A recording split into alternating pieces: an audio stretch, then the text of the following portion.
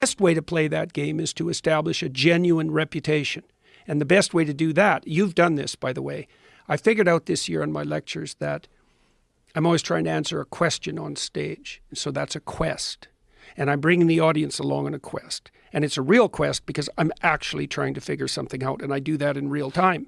And that's a very different game. That's a very different conversational game than the status battle game. Yes. Right? Because I could come on here, I don't know if it would work, but I could come on here and I could try to show that I was smarter than Joe Rogan. Now, I've watched you, and that's a very difficult thing to pull off. But hypothetically, that could be my aim, and I could play gotcha questions, and I could lead you into places. The problem is that wouldn't work because I'm willing to accept that you're smarter than me. First of all, I talk to a lot of people that are smarter than me, and I like it. It's enjoyable. I don't ever feel uncomfortable talking to people that are smarter than me. Yeah. I want to know some things that they can tell me on certain things. I want to educate myself. I want to see how their mind works. I want to be blown away.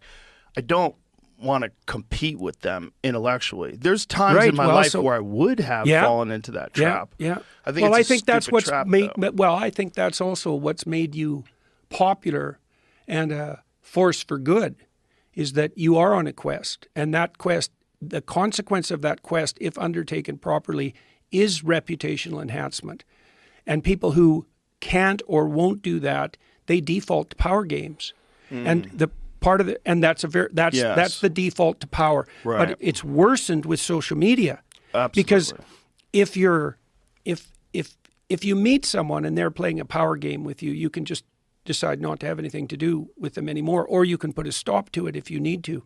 But on social media, you can't, because they're distant from you, and they're often also anonymous. And so they can play power games to enhance their reputational status falsely with no consequences.